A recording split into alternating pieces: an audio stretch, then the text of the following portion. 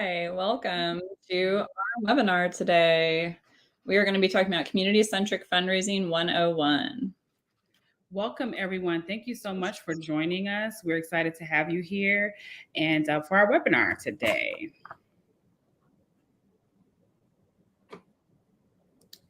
Great. So my name is Starsha Valentine, and I am a partner and managing director of the Mid-Atlantic office of Purpose Possible. And I am Laura Hennighausen. I am the Director of Strategic Philanthropy at Purpose Possible down here in the Atlanta office. Great. So Purpose Possible empowers mission-driven organizations to overcome the roadblocks that prevent them from making their mission possible. Our Southeast and Mid-Atlantic teams comprise nonprofit professionals with deep experience in leadership, fundraising, strategy, research, communications, community engagement, and CSR program management. We are passionate about communities and the people that create them. Our diverse and dynamic team combines success-based methodologies, deep networks, and a proven track record with enthusiasm, energy, and expertise. All right, so today we're going to be talking about community-centric fundraising. And to back up a little bit, my work here at Purpose Possible, along with Starsha, is to really think through in our fundraising practices what is kind of the new and current trends, how things are moving, and how things need to move within the fundraising world. And so community-centric fundraising is a newer movement that we've been thinking a lot about and has really been impacting a lot of our work and practices. And so we're excited to share it with you today. So community-centric fundraising is it's a movement. It's not a traditional organization, and it is not something that we have created. We are followers of this movement. We pay close attention to this and other things that are happening in the fundraising world, but we absolutely do not take credit for all of this amazing work. Community-centric fundraising, you can visit their website, which I believe we're going to drop in the chat here. It was founded by a group of primarily BIPOC individuals in the Pacific Northwest, people like Michelle Shireen Muri and Christine Shimizu and Vile from the nonprofit AF blog, who are all doing really interesting work centered in social justice and equity. And so together they got together to really think through how fundraising can more embody these great values that we all, practice. We need to practice what we preach. So they have really thought about this sometimes in opposition to what is more traditionally known in the fundraising world as donor-centric fundraising. So many of y'all have probably heard of donor-centric. That means we are fundraising in ways that center the donor's interest and priorities, that we always want to know how best to engage our donors. We want to prioritize their interest, avoid things that they don't like, avoid having tough conversations in order to raise that money. And instead, community-centric fundraising is really thinking more about the nonprofit community, all of our communities more holistically, and why it can be damaging or dangerous to really center the needs and interests and focus of specific donors over the needs and interests and the best for our collective communities. And so really what we want to do here in this presentation is go over what the 10 principles, but also really what is equitable fundraising? And in this case, what does equitable fundraising look and feel like in practice? Really, it's grounded in community and relationships, not transactions. So it's centered around community. It amplifies the voices of communities of color and builds power within those communities. And it is ever evolving and iterative. Conversations like the one we're having today and many others that are occurring across the country, and particularly today, will continue to shape this practice moving forward. So as we move forward with this presentation, we'll talk about how you can use these principles in your work. So I'm going to be reviewing the 10 principles as put forward by the Community Centric Fundraising Group. These principles are ever evolving. I'm sure we'll see them change eventually, or maybe there will be more than 10 principles. But these are what they put forth as kind of their guiding light in thinking through community-centric fundraising options. I'm going to go through the 10 principles and kind of chat about what each of them mean and how they might build on to donor-centric fundraising or completely negate donor-centric fundraising. And Starsha is also going to add in with some practical applications. So things that you and your organization can do, things that we have been doing with our clients to kind of adopt this new mode of thinking about fundraising. So let's get started. Oh, also, please do remember, you can ask questions in the chat. We will be reviewing questions primarily at the end, but we really want this to be an opportunity as well for you to interact in the chat with each other. I think we had a good amount of people from a variety of locations and missions signed up with us today. But we will definitely get to your questions. So please add them and we will have a good chat.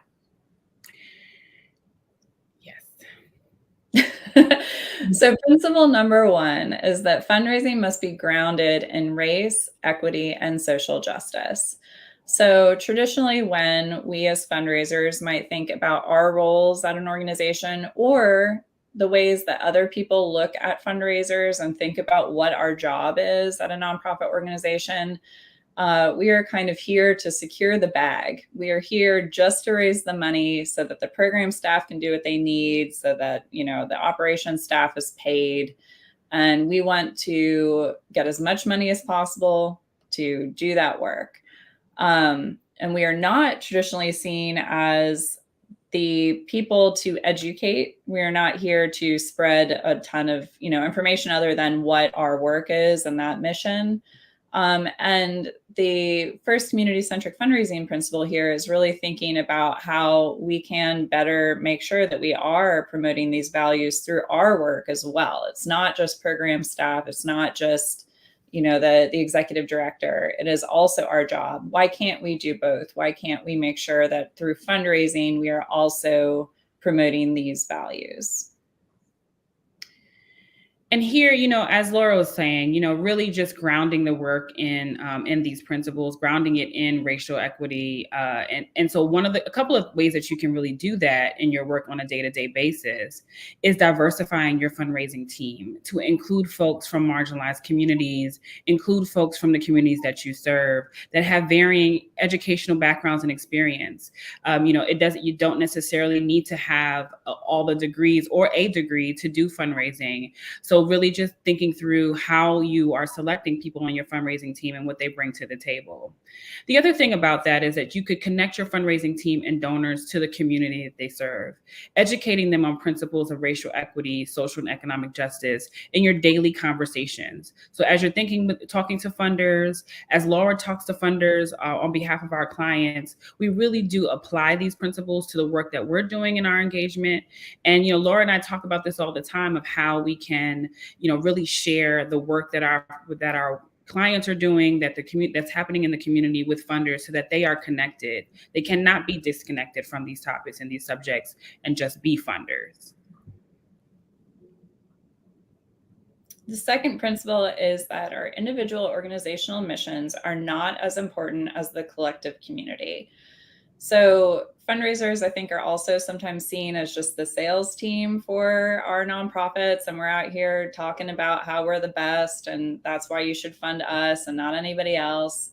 But it's important for us to remember why we're here. Why are we fundraising for these causes? Why do these causes exist in the first place? Why do our missions exist? And our work as fundraisers is not just to raise money. It's not to help a donor's reputation or give them a social event or throw a really fun party.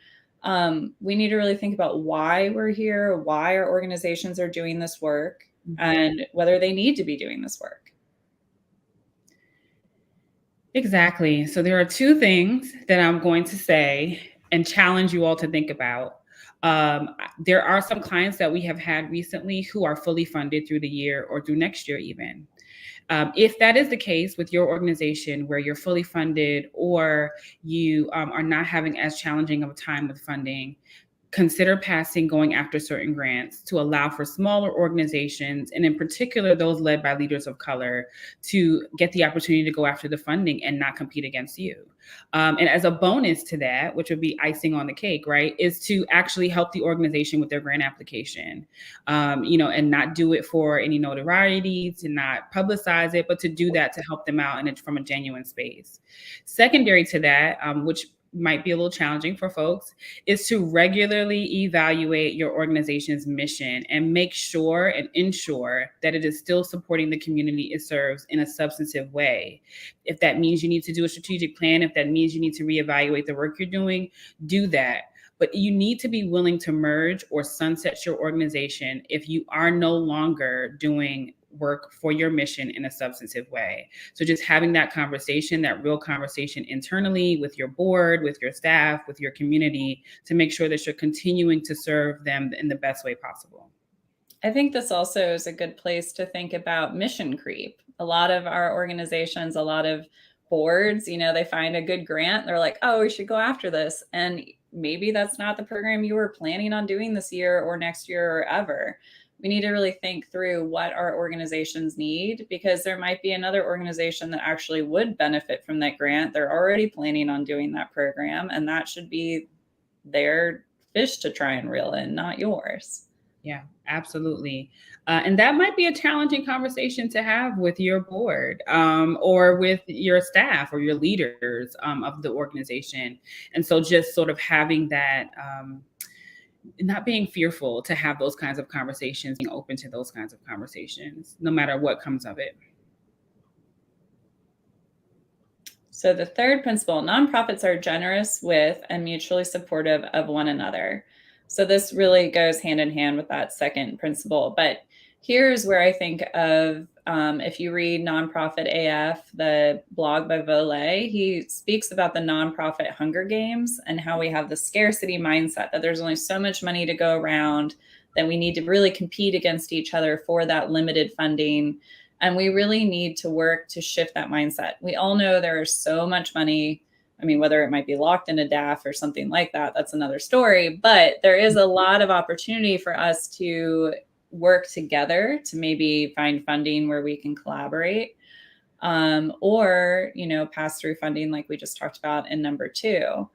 There might be times when another organization is better suited to serve a specific community or need. And we need to remember that all of our causes, all of our work is interdependent. We're all in the same environment, and we need to break out of being just so into the scarcity mindset that we need to grab every dollar we can, that we need to have and hoard every resource we can to ourselves, and not share this important information that might really benefit another organization. That's absolutely right, Laura. The mission is the work, not your mission, right? So just so that collectively partnering with other organizations for the greater good rather than for the glory, using actually intentionally partnering, not just partnering for a grant opportunity, but also just partnering in your work, partnering together on funding opportunities, and then using your privilege if you are at a bigger organization or a legacy organization that's been around for quite a while, using your privilege to introduce other organizations to funders that they should know that you have a good relationship with. You should always be bringing people to the table, new people to the table. One of our clients, the Baltimore Legacy Builders Collective, is an example of a group of organizations that came together intentionally to support each other, and they have gone after funding and been pretty successful in that work. So you can think about ways in which you can actually intentionally partner on a day-to-day basis for support, just general support, for staff support, for working across different areas within your community. There are a lot of times things that overlap each other in terms of, you might be serving the same youth demographic. So just thinking through that as ways that you can definitely partner. Yeah, I think on average, they say that an individual donor gives to anywhere between 4 to 6 organizations per year. So just because they're donating to you doesn't mean they wouldn't also donate to another organization and support both of you. It might be at different levels, but just because somebody is funding you doesn't mean you shouldn't hoard that resource. Everybody, there's plenty to go around. Let's be generous and make sure that we're all supporting each other. Absolutely. So the fourth principle is all who engage in strengthening the community are equally valued, whether volunteer, staff, donor, or board member. This is, I find, one of the principles that gives people the most trouble. And that is that we shouldn't value donors higher or more than we value anybody else that's supporting our mission and our work. So when you walk into an organization, you see their donor wall and it's all prioritized by the top donors, who gave the most money at the very top. You don't see typically volunteers. You don't see docents on that list. You don't see in-kind giving sometimes. There are all these different ways that people can contribute to our work. And we need to shift, again, our mindset from valuing money above all else. By valuing donors more than anybody else, we're discounting all of these different kinds of contributions. And, we're doing things like putting donors on an advisory board or putting them on our board of directors when we're not considering our direct community members, people involved in our programs, people that are taking our classes. They should be equally valued. That's something that we really can shift our thinking about. And I think that's one of the easiest places. It might be one of the hardest to kind of grapple with in the beginning, but it might be one of the easiest places for us to start in embracing these more community-centric values. So really, again, in valuing everyone who comes to the table and what they bring to the table, compensation for your staff needs to be competitive, right? We want the sector, we want the nonprofit sector to be competitive, to attract the best talent and not just the talent that can afford a low-wage job.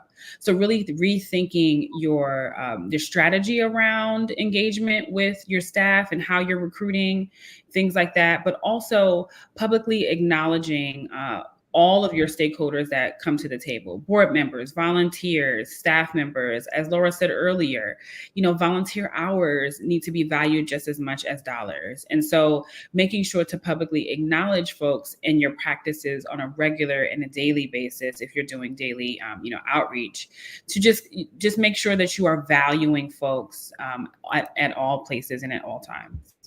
This is also a spot where I've seen conversation around taking your donor wall, taking your donor list in your annual report, making sure you're including volunteers and anybody else, and then making it alphabetical, not having it, by the amount of donation with the highest donors at the top, because just because somebody cut you a $10,000 check, maybe they gave you a bunch of restrictions too on that $10,000 check. Is that actually more valuable than somebody that gave you 1,000 hours of volunteer time and actually got things done in your office?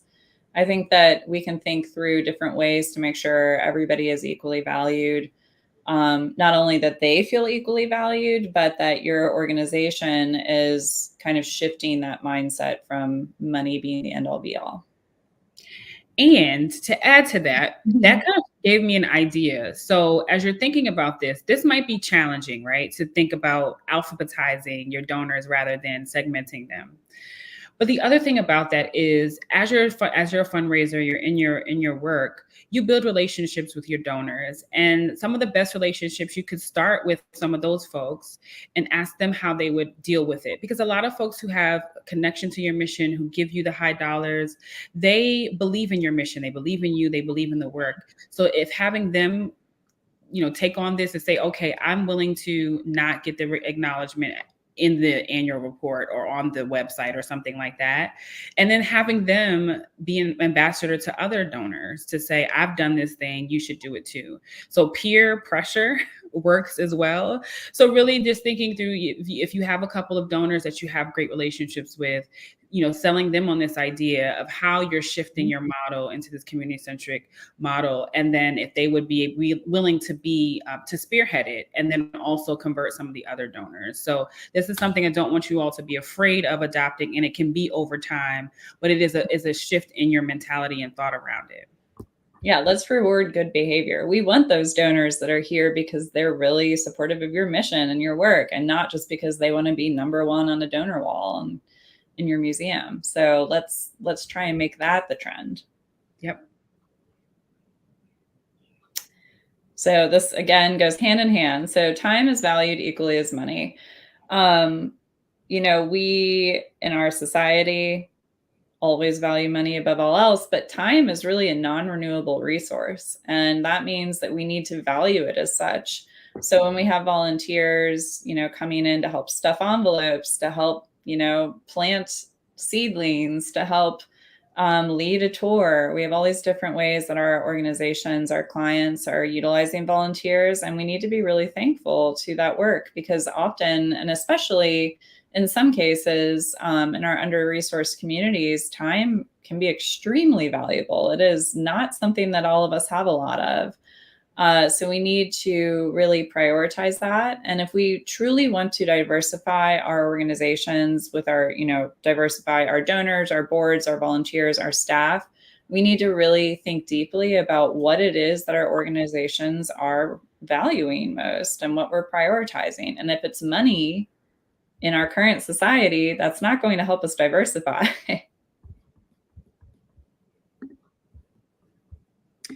And so, it's never too much, again, to mention your volunteers and how critical they are to your organization. Value them, recognize them, hold them up in any space that you can, as much as you can. I hadn't even thought about that terminology. Time is not a renewable, it's, renewable resource, right? Folks are working and volunteering. They're taking time away from their families. They're taking time away from other things that build their holistic health. And so it's really important to recognize and value that.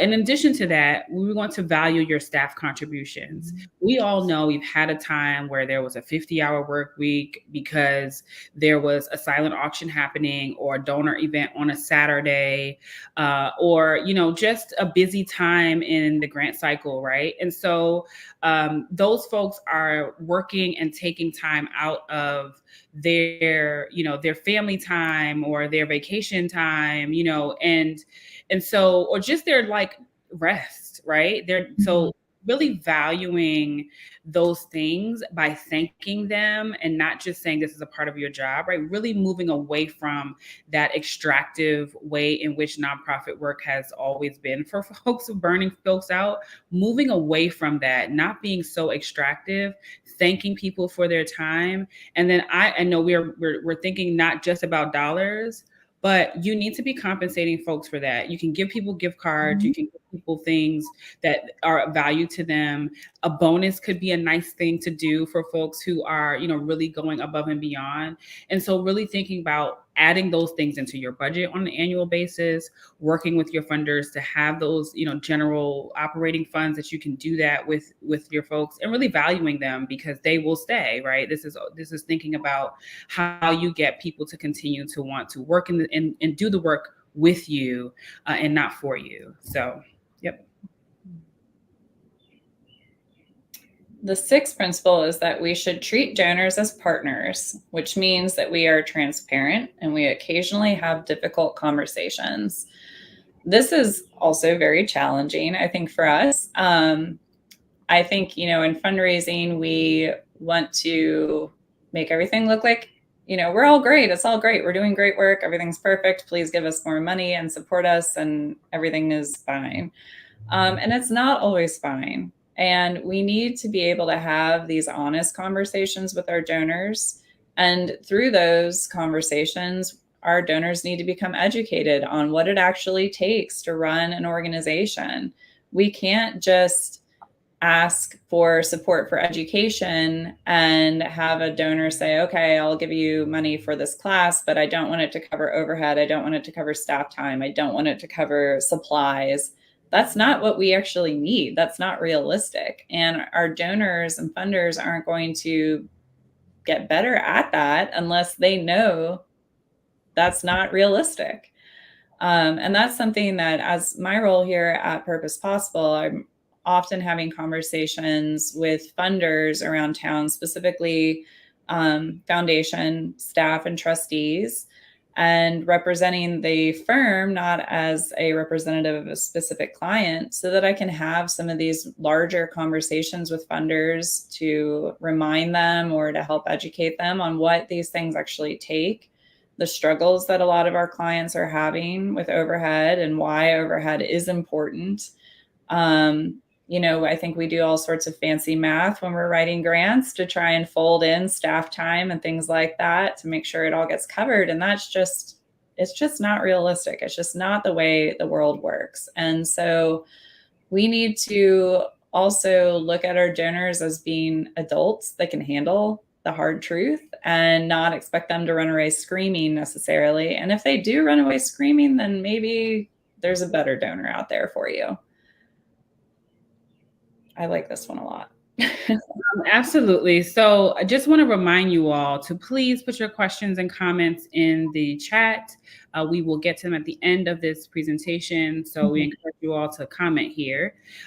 This is something that I just want us to really think about and spend some time with. The sector as a whole has perpetuated that wealthy people are smarter than everyone else, and they are without reproach. So somehow, because of their wealth, they know better than you know about the ways in which you should run your organization, the ways in which your organization is effective and efficient, and that that efficiency is really the goal. Even so, these kinds of things are not real. They're not true. And so we have to have these difficult conversations first internally, because again, this is a new shift in thinking of your staff and of your board to not be fearful of pushing back on some of these things and having real difficult conversations about wealth and how it has been built on the backs of Black and Indigenous people in this country in particular. And that these people who live in this community and who have built this community on their backs know how to solve these challenges and need the resources to do so. And so that's really the conversation that you're having, is that these folks, you all, your community, your team know how to solve the challenges in the community, or at least know how to incrementally get there, and that donors don't necessarily have more expertise than those closest to the problem. If the donor is a community member, that might be a different conversation. But for folks, most of the high net worth and high wealthy donors don't necessarily know the solutions more than what's happening. So just really changing your thought and your framing around that, and then pushing your board, your staff, and then your funders to really think about this, think about your expertise that you bring to the table.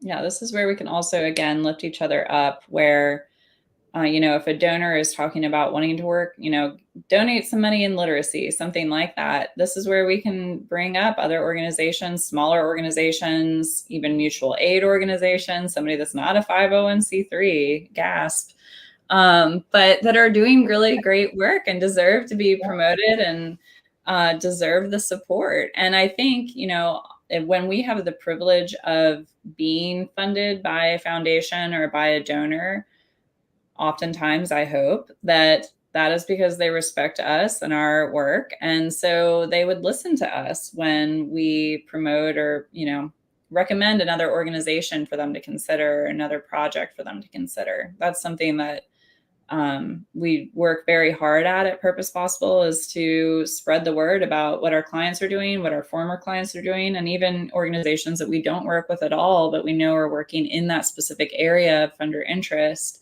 that we think are worthy, not with gatekeeping. Obviously, we don't want that to be an issue. And that's something that we have to think very hard about in these conversations. But if we can use our privilege to help promote another organization or another leader, another staff person, another person that could be a good trustee for the foundation, then we need to do that. And we all need to think about ways we can do that.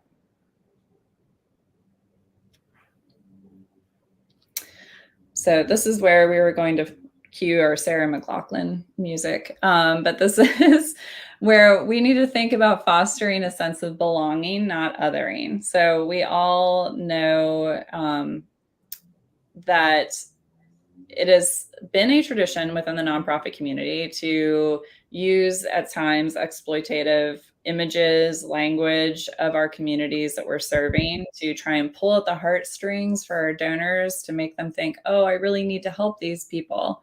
And that's something we need to really actively think about. We need to analyze the work that we're doing, the images and language we're using to make sure that we are not doing that. So we need to avoid the savior complex. We need to remember that we are not always right. We might not always be the right organization. We might not have the right solution, and that our community members deserve and have agency. They need to have their own agency. We need to avoid poverty porn. So that, these commercials you see of the dogs, in their cages, or of children, that are starving in some area of the world that are just spammed all across the TV or in your mailboxes, that's not doing any service to those individuals about who they are, what their stories are, what they're dealing with. It just is really reducing them to the issue that the nonprofit is trying to talk about or raise money for. Yeah. And so Laura and I had this, when we were doing this run through, we had this conversation and we got a little bit, we got stuck on this because we all have seen these really terrible exploitative storytelling narratives, whether it is on social media, on a commercial, on a website, in a narrative. We've all seen it. And I know that we initially, a lot of folks thought that this was a way to connect certain donors to their emotions around this, right? And so I know why it came about this way, but we really have to think about how harmful it is, in particular to communities of color, to continue to perpetuate white supremacy in this space. So if you're always showing people of color in poverty, or always showing people of color in very challenging situations, you're perpetuating white supremacy in those cases. And what you're also doing is, for folks who may not be as familiar with those communities, that is all that they are seeing, right? So we have to start thinking about telling stories of victory, community, and resilience. And also, in particular, not necessarily stories that are related to your organization. Just generally speaking, when we're talking about communities, we need to think about how we're telling their stories of resilience, how these folks continue to survive and thrive, and continue to want more, right? So we always have to think about telling those stories in a more positive way, in a way of showing the resilience and the victory of the communities that we serve, without avoiding the real true challenges that they are facing, but also thinking about, are you allowing them to tell their own story? Is it, you're not just, writing about folks, but also allowing them to tell their story of their whole lived experience, not the piece that connects to your organization. Right. I think we're going to share a link in the chat here, but there was a really great article I read the other day in the Chronicle of Philanthropy about an organization kind of analyzing the language that they're using and how they are starting to rethink how they frame these things. And they're using the global press style guide, which I'm also dropping so that we can put that in the chat here. But they really speak to thinking through even how they talk about, so in this case, this is a literacy organization. And so they would write about how they are trying to assist children that are illiterate. And so they now, instead of using the terminology illiterate child, they talk about children who cannot read yet. So thinking through things like, the privilege of education that we were trying to provide, this opportunity, this privilege, really it's a right to literacy. So we need to kind of change the way we're saying these things. We need to make sure that all of our communities have the agency to speak about their own truth. And so that brings up something that came up in a conversation I had with a director of community engagement at a big university in Washington, D.C. And we were talking a little bit about affordable housing. And one of the things that he said was, affordable housing is a civil rights issue, right? It is a right of folks to have affordable housing near where they work, right? So these are kinds of things that you change the language around them. It's not something that you should be fighting for affordable housing, and so when you write about it, when you talk about it, you're talking about some things that are rights, and you're empowering the community also in knowing that these are something that they have been disenfranchised in this space. It's not that they are undeserving or that they have somehow ended up in this space. So just thinking about talking about these things from a space of victory and from a space of resilience. Another practical application I think that we can talk about here is in donor-centric fundraising. I think a lot of us, we've all been trained to write our solicitation appeals saying, you made this happen. Your donation allows us to XYZ.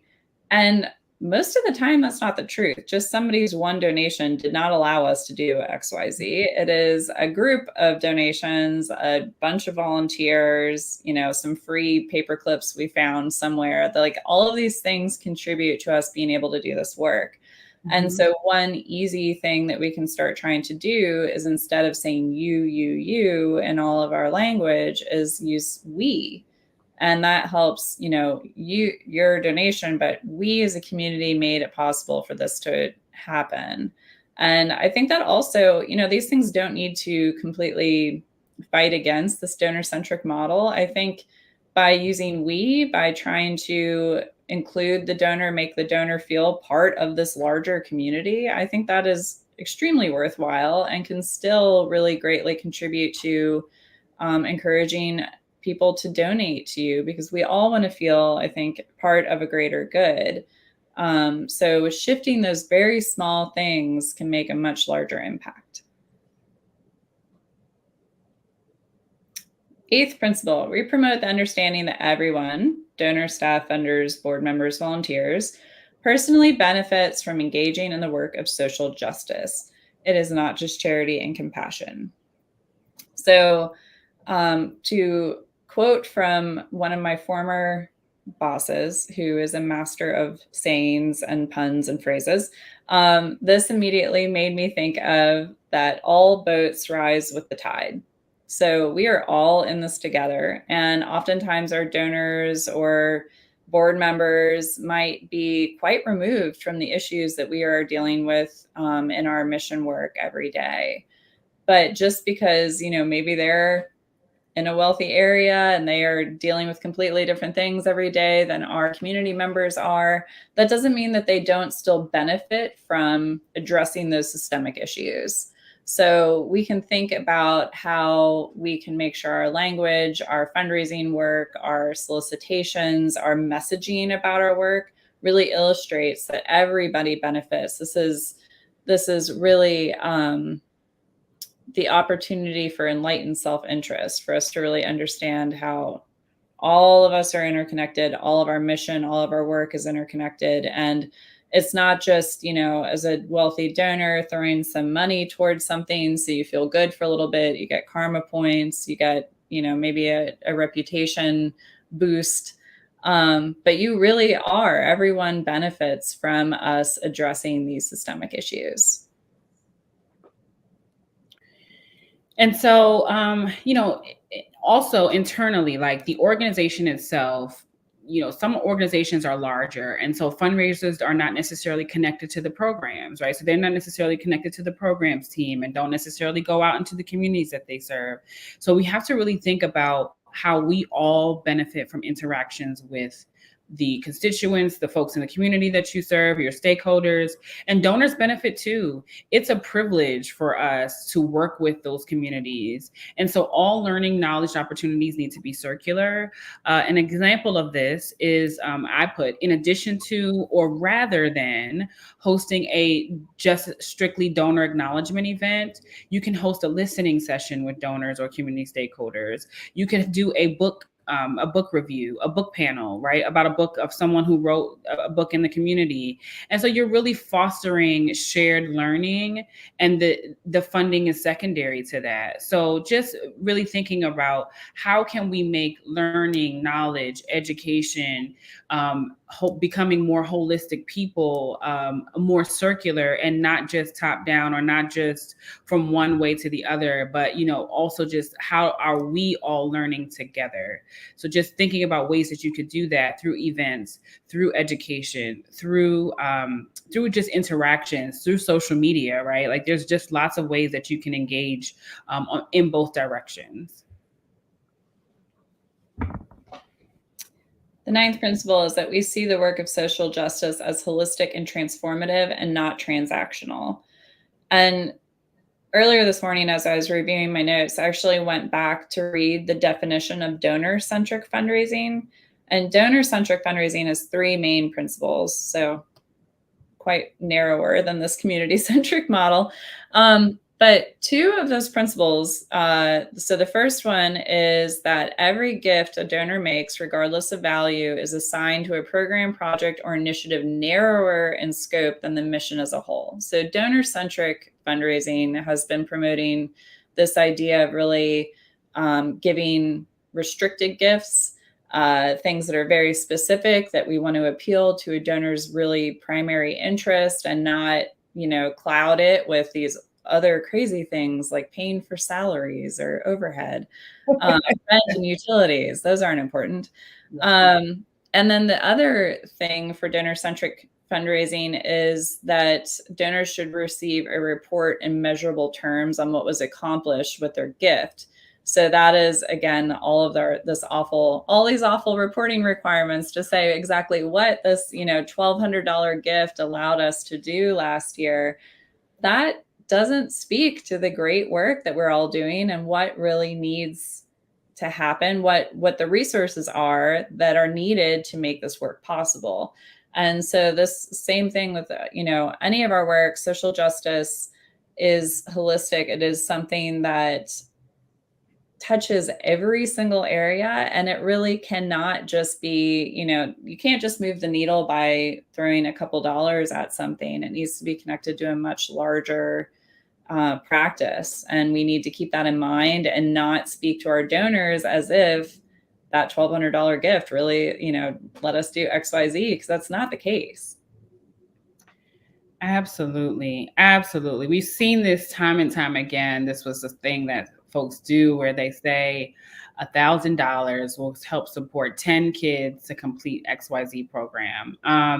And we know that that's not true. We know that there were so many dollars and cents and time and energy that we needed to support the program. The $1,000 didn't do it. And so we really have to de-emphasize these small bites, breaking out these donations in small bites, and really emphasize the full costs that it takes to run an organization. It's staff, it's overhead, it's events, it's activities, the snacks, the everything that you need to do, the tools, the professional development that you need to give and provide your staff for them to be better at their job. So, there are these overall costs, and we really need to be thinking about that in a holistic way, because then there will be no movement in any of these spaces if we're not funding the entire entity and the entire movement together. I think this is funny too, because I will say I am right now helping run a campaign where we are raising money to send X number of children to a particular program. So it does work. That's why we do it, because these kinds of things work. But there are different ways that we can slowly shift this. So I think, in that case, maybe not looking at just what the registration cost would be for a student, but making sure that also is tying in like the staff overhead, whatever utilities, like it's a real number, not just something that we're coming up with on the back of the napkin, bad grant math. We are all guilty of, I know. But, and also, we can still say we want to raise money to send X number of kids to camp. And in that language include, this is what it takes to do our camp. We need these supplies. We have these amazing teachers that are teaching.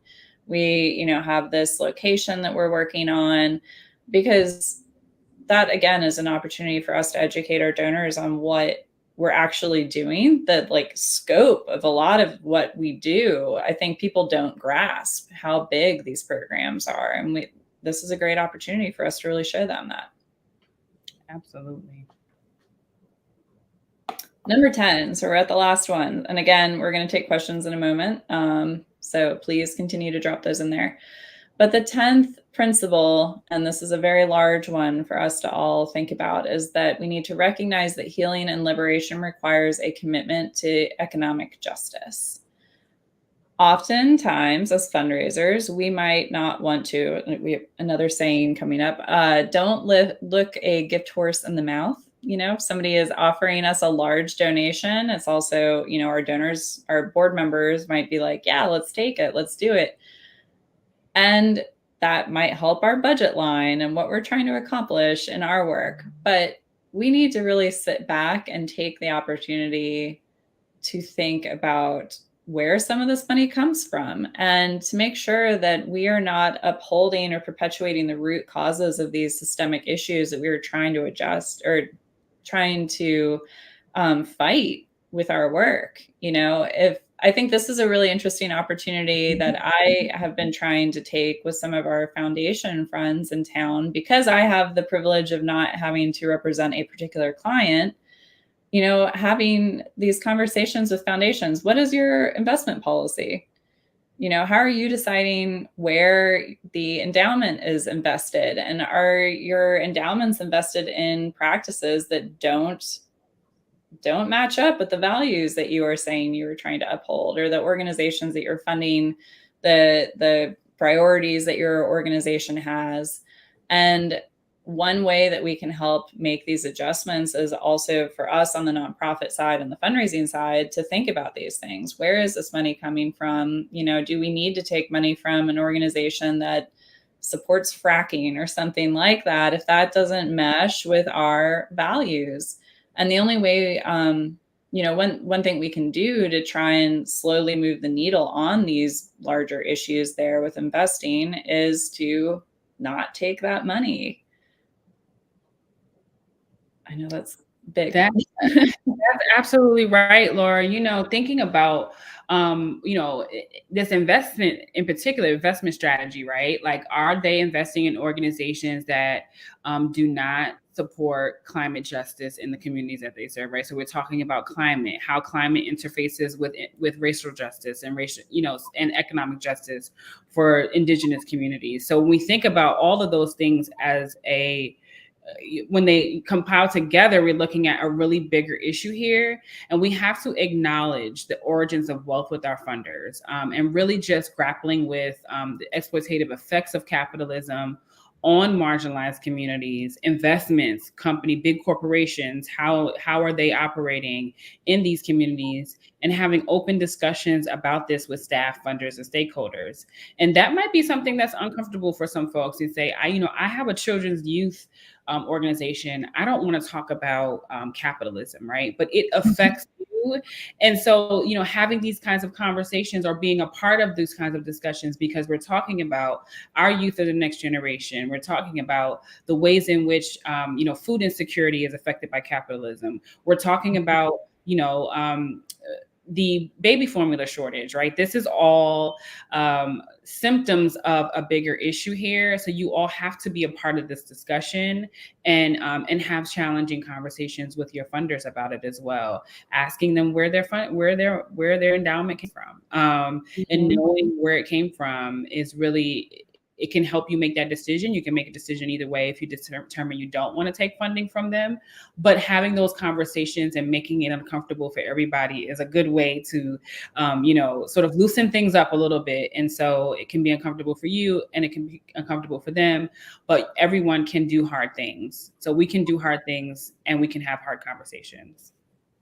Mm-hmm.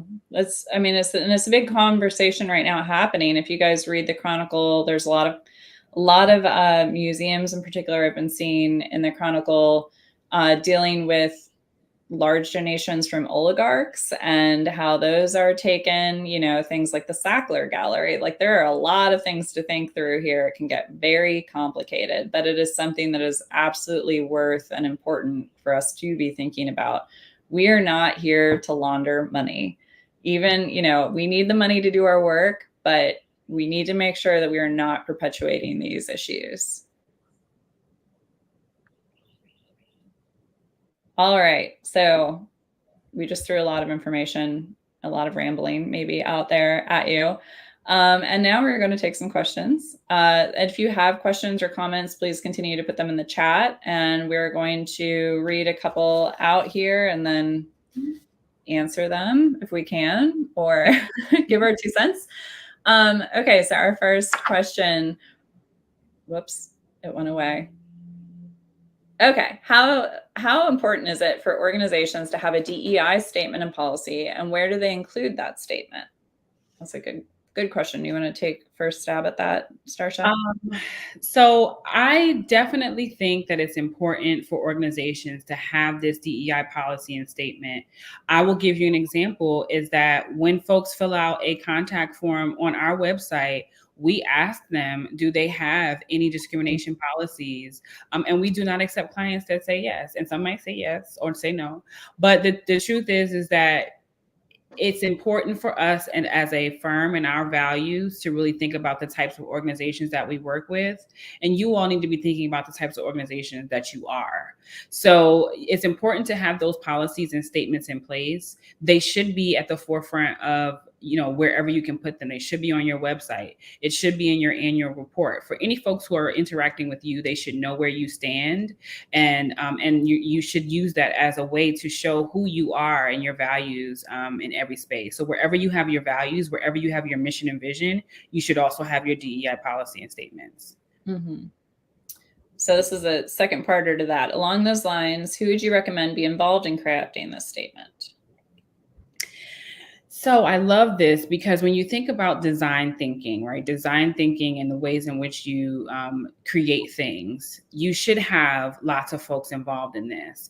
It should be your staff members. It should be your board. It should be some of your community members, and especially if you have youth, right? If you have youth, getting them engaged in these kinds of things, crafting the statement, so I think as many different types of folks as you can possibly have should be a part of this conversation, because you may miss something because of your privilege, right? So because of ableism, you might miss that some of your policy statements are ableist in their language, right? So you have to have folks from all different communities, all lived experiences to participate in this so that you can have as much of an inclusive statement about people's race, gender, everything, because we don't know everything about everyone and no one is the same.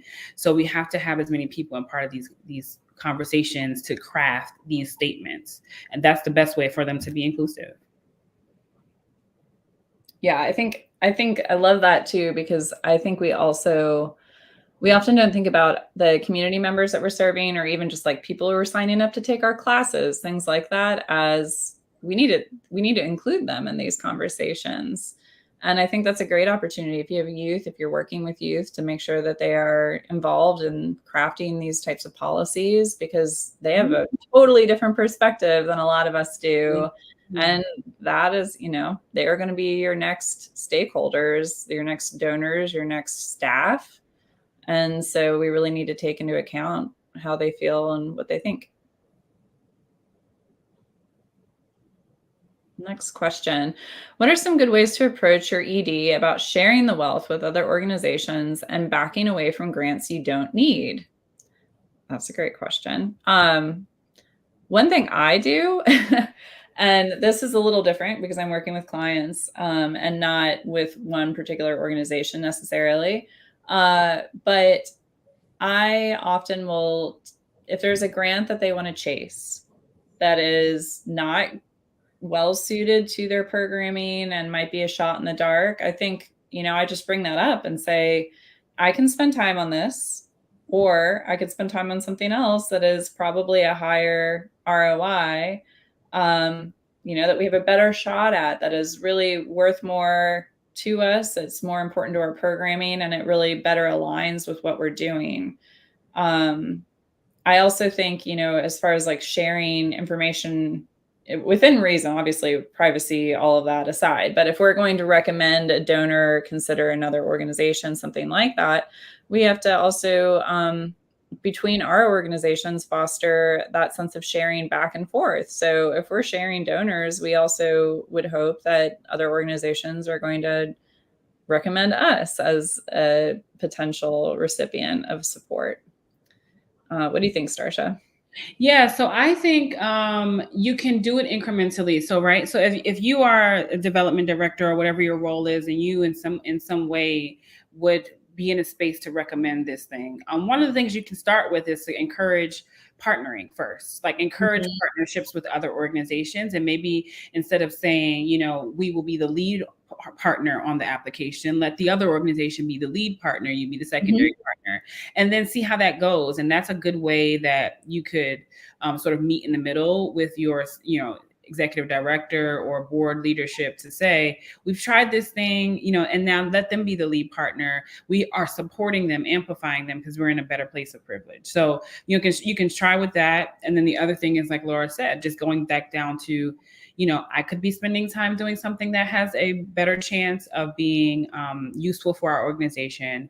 And so that's really where we want to transition to. And it won't happen all the time. It will not happen overnight. These are things that you transition to over time. You can also always play the well, I can write this grant, but just keep in mind, if we get the funding, that's going to mean that we need somebody to be able to execute the program, and we're going to have to move these resources over here, and just be a bit of a dark cloud to your leadership. Not like you could do that, but it's going to cause you a bunch of problems. Do it. Yep. All right, next one.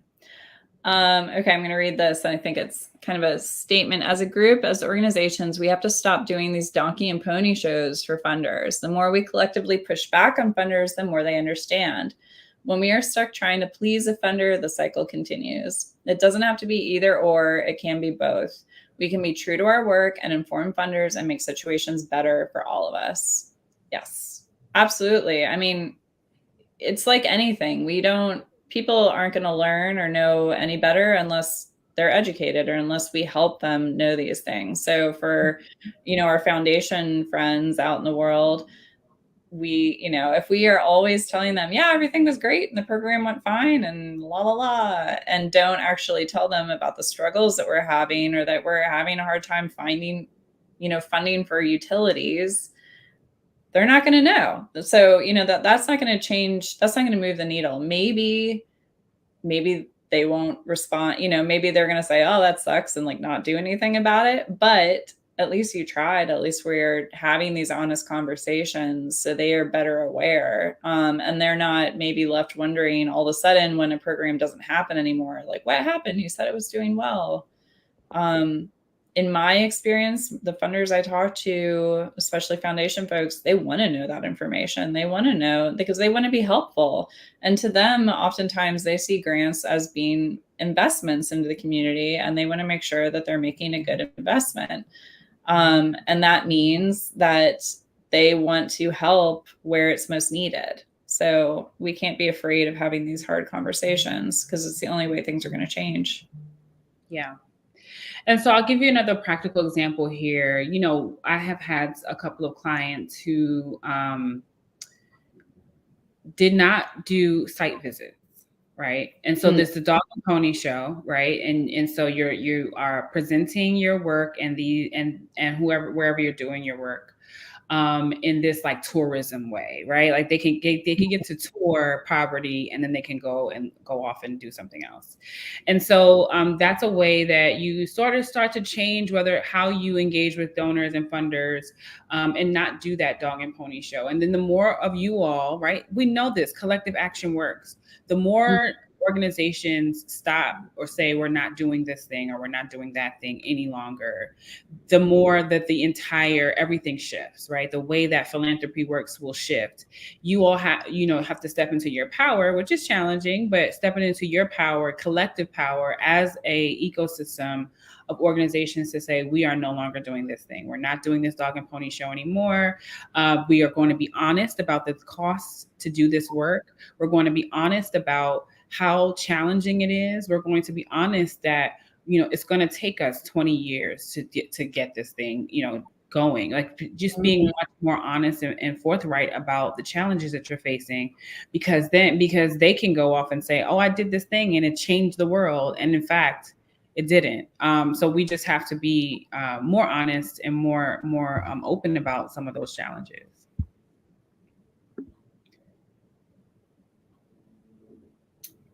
Are y'all seeing organizations moving away from donor walls recognition in light of principle number 4?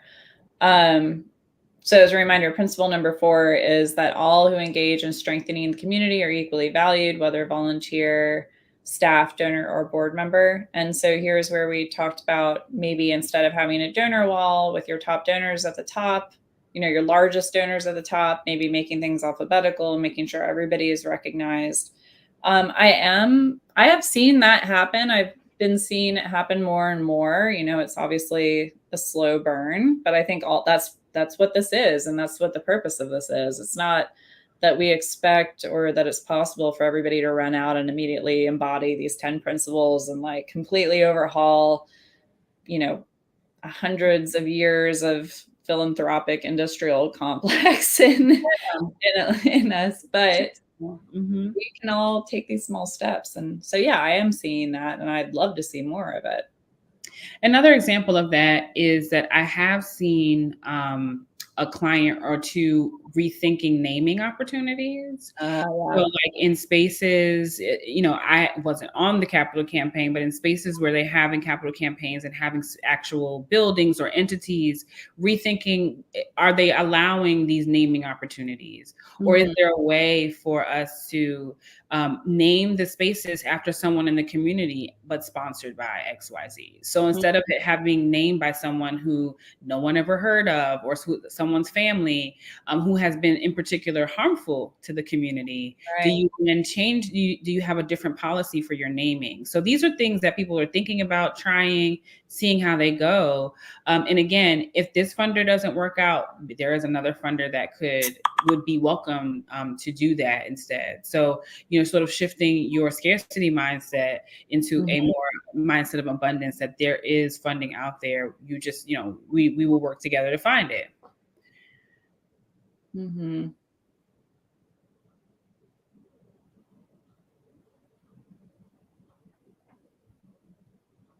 see if we have any other questions or things to chat about.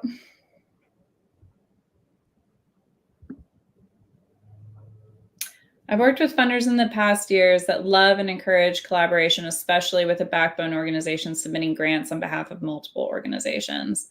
Absolutely. I mean, we see this all the time. And I also think it's a great opportunity when say you're a newer organization or you're trying to get in front of other funders that don't know you, the opportunity to partner with another organization that does receive funding from that funder can also open up those conversations. Obviously, just do it when it makes sense and is actually beneficial to your organizations. But collaboration, again, all boats rise with the tide. I'll say it again. Everything we can do to support each other it's all positive. Like that is what we need to be doing. And I think a lot of funders, I hear that all the time from our foundation friends that they love to see collaboration. They love to see people talking. Because what's the point if we're all duplicating each other's efforts? We're not going to get anywhere if we're not working together. Agreed.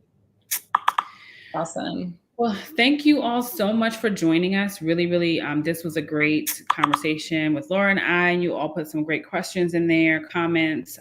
We know that this is something that it's relatively new, a few years in. And so there may be components of it that you can institute immediately, that you want to institute immediately. There are components of it that might take more time. So you just sort of think about it, stew on it, figure out if there are certain ways that you can incorporate it into the everyday work that you do. But then also if there are ways that you can intentionally build this into your fundraising strategy, right? As an organization, but it's also can be an organizational wide strategy as well as how you're engaging with the community. So we want to encourage you all to sign up for our newsletter. If you're not already signed up, you can go to purposepossible.com to sign up for our newsletter. We always have really great tidbits in there. We promote our webinars and promote our events and activities as well. So feel free to reach out as well to any one of us, Laura Hennighausen, Director of Strategic Philanthropy there, and me as well. I work out of the Mid-Atlantic office based in Washington, D.C. Our contact information is there, and you can sign up on the newsletter at purposepossible.com. And last but not least, if you have not signed up for this, or you know someone else who has not signed up for this but would be interested in this, please share this website with them. Go to purposepossible.com, go to what's new, and then the webinar, and send this to them. They will also get a recording of this as well as the resources documents that we've created. If you all have registered for this and you're on here, you will receive that email immediately as well. So feel free to share this with people in your network, on LinkedIn if you want to, and they can get that recording as well. Yeah, and just as another plug, visit Community Centric Fundraising's website. They have a lot of awesome resources. Follow them on social media because they often have new blog posts and things like that are, I find, really interesting and kind of invigorating. They can help you have, a great new idea of something new to try with your fundraising work. And they're a great resource. I'm very excited to keep following what they're doing. Thank you all very much for joining us. Follow us on social media too. Yeah, on Instagram and Facebook and probably LinkedIn too. All right. Thanks, y'all. Thank you.